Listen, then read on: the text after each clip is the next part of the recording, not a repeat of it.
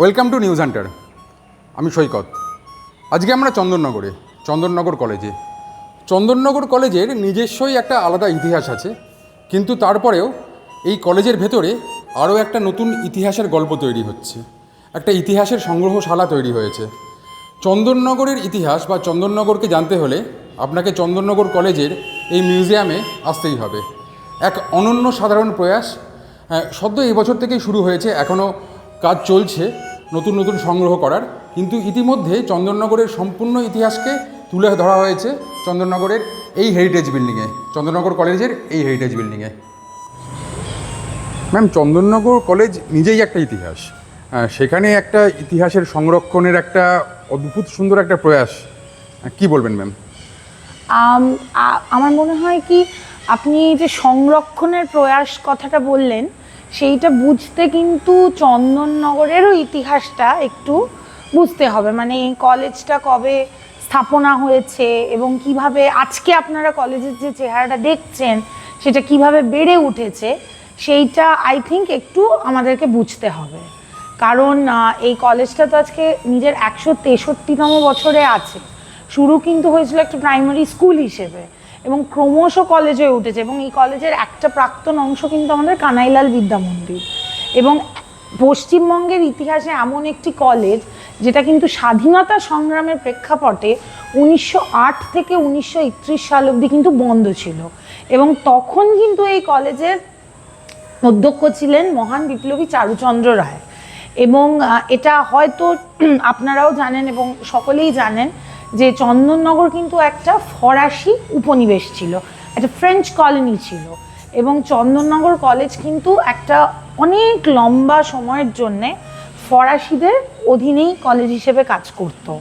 এবং ফাইনালি 1950 সালের 2রা মেতে কিন্তু চন্দননগর কলেজ বা চন্দননগরে আপনারা বলতে পারেন ফরাসি পতাকাটা নেবে, ভারতীয় পতাকাটা ওঠে। এবং ফাইনালি 1954 সালে গিয়ে কিন্তু চন্দননগর কলেজ 1954 সালের অক্টোবর মাসে কিন্তু পশ্চিমবঙ্গ সরকারের সঙ্গে ইন্টিগ্রেটেড হয়ে যায়। এবং এখন আপনারা যে চন্দননগর কলেজ দেখছেন, এই চন্দননগর কলেজের পথ চলা কিন্তু 1954 সাল থেকে। এবং 2010 সালে ওয়েস্ট বেঙ্গল হেরিটেজ কমিশন কিন্তু এই বাড়িটিকে, যেখানে এখন আপনারা মিউজিয়াম হিসেবে দাঁড়িয়ে আছেন, মিউজিয়াম হিসেবে চিনছেন, এই বাড়িটিকে কিন্তু হেরিটেজ সাইট হিসেবে West Bengal heritage commission declare করে। এবং আমাদের অধ্যক্ষ ডক্টর দেবাশিস সরকারের আন্ডারে কিন্তু এই মিউজিয়াম গড়ে ওঠে এবং 6ই অক্টোবর 2023 এই মিউজিয়ামের ইনগ্রেশন হয়। আসুন আপনাদেরকে মিউজিয়ামটা একটু ঘুরিয়ে দেখায়। আসুন আসুন।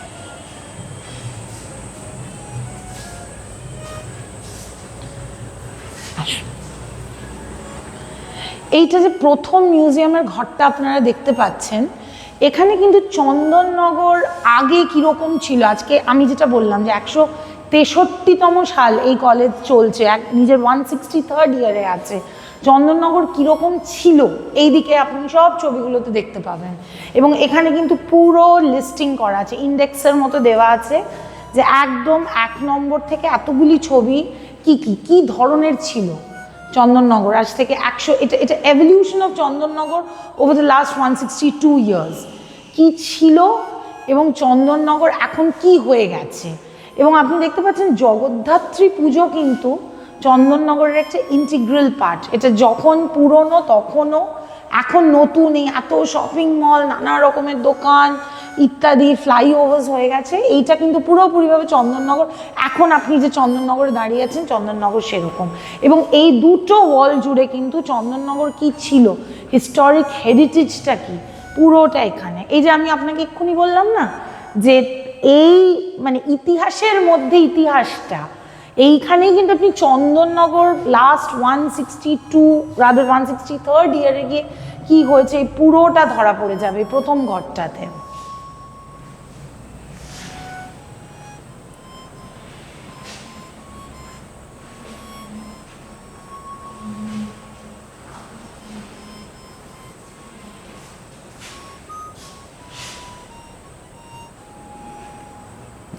আসুন আপনাদের পরের ঘরগুলো দেখাই মিউজিয়ামের। এই যে আপনাদেরকে বললাম যে বিপ্লবী চারুচন্দ্র রয় একটা টাইমে আমাদের এই কলেজটার অধ্যক্ষ ছিলেন এবং এই কলেজটি দীর্ঘ 1908 থেকে 1931 অবধি বন্ধ ছিল স্বাধীনতা সংগ্রামের সময়। এই পুরো ঘরটা কিন্তু dedicated to the freedom fighters from Chandannagar. Rashbehari বোসের একটা বার্থ সাইজ আপনি স্ট্যাচু দেখতে পাচ্ছেন। ইনি হচ্ছেন মতিলাল রায় এবং এনার বাড়িটা যেটা ছিল, ওনার সেই বাড়িতে কিন্তু এখন প্রবর্তক সংঘ বলে একটি এনজিও কাজ করে এবং ওখানে একটু আন্ডারপ্রিভিলেজ চিলড্রেনদের একটা হোম হিসেবে ওটা কাজ করে। আর শুধু ওইটাই নয়, ওনাদের কিন্তু আরেকটা প্রবর্তক নারী নিকেতন, যেটা প্রবর্তক নারী মন্দির ডেস্টিটিউট বাচ্চা মেয়েদের জন্যে, সেইটাও কিন্তু চন্দননগরে খুব অ্যাক্টিভলি কাজ করে। এবং মানে এই ঘরটাতেই যে ইতিহাসটা শেষ হয়ে যাচ্ছে তা না, আমরা কিন্তু এই যে মতিলাল রায়ের প্রবর্তক সংঘ, তাদের সঙ্গে কিন্তু প্রচণ্ডভাবে কাজ করে থাকি। মানে বিভিন্ন সোশ্যাল সার্ভিস স্কিমের মধ্যে দিয়ে কিন্তু ওনাদের সঙ্গে আমরা যথেষ্টভাবে অ্যাসোসিয়েটেড থাকি। এনারা বিভিন্ন স্বাধীনতা সংগ্রামী ফ্রম চন্দননগর। এই ঘরটাই মিউজিয়ামের কিন্তু dedicated to the freedom fighters, the Indian freedom fighters from Chandannagar.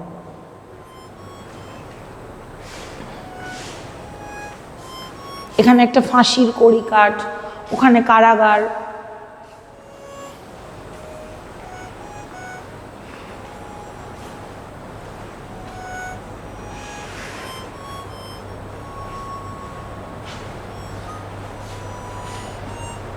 আমরা পরের ঘরটায় চলে যাই। এখানেও কিন্তু মোটামুটি আপনার চন্দননগরের ভারতীয় স্বাধীনতা সংগ্রামে যে অবদানটা আপনি ছবিগুলো দেখলে, রাইট আপসগুলো পড়লে বুঝে যাবেন। আর এগুলো কিন্তু সেই একদম অথেন্টিক যে পুরনো লেখা, ওখান থেকে কালেক্ট করেছেন আমাদের প্রিন্সিপাল, মানে এই মিউজিয়ামের জন্য, এবং এগুলোকে এইভাবে প্রিজার্ভ করা হয়েছে। বিভিন্ন গেজেটস যেটা আপনার ফ্রিডম স্ট্রাগলের সময় বেরোতো, এগুলো একদম অথেন্টিকভাবে কালেক্ট করা এবং প্রিজার্ভ করা হচ্ছে। এই দেখুন গেজেটসের পেজেস।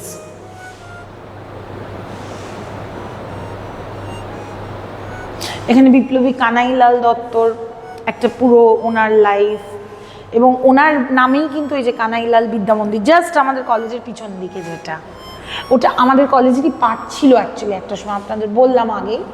এখন ওটা আলাদা একটা স্কুল হয়ে গেছে।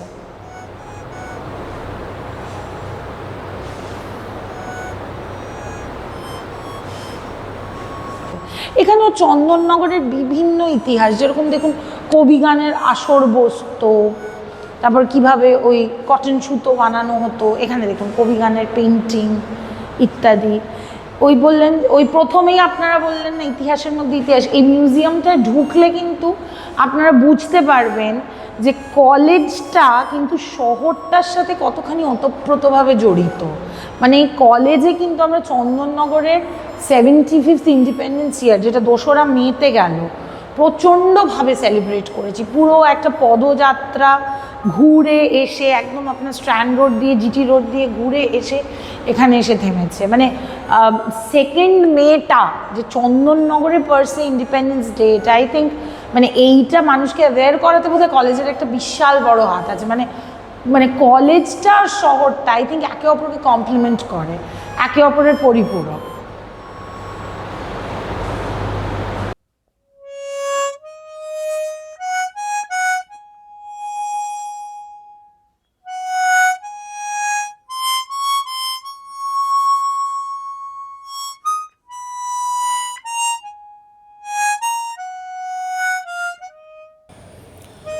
আজকে আপনাদের চন্দননগর কলেজ দেখালাম। চন্দননগর কলেজের মধ্যে চন্দননগরের যে ইতিহাসকে তুলে ধরা হয়েছে সেই গল্প আপনাদের দেখালাম। আমাদের আজকের এই এপিসোড আপনাদের কেমন লাগলো আমাদের জানাবেন। আর অবশ্যই যদি আমাদের এই এপিসোড আপনাদের ভালো লেগে থাকে, তাহলে আমাদের এই চ্যানেলটিকে সাবস্ক্রাইব করুন, লাইক করুন।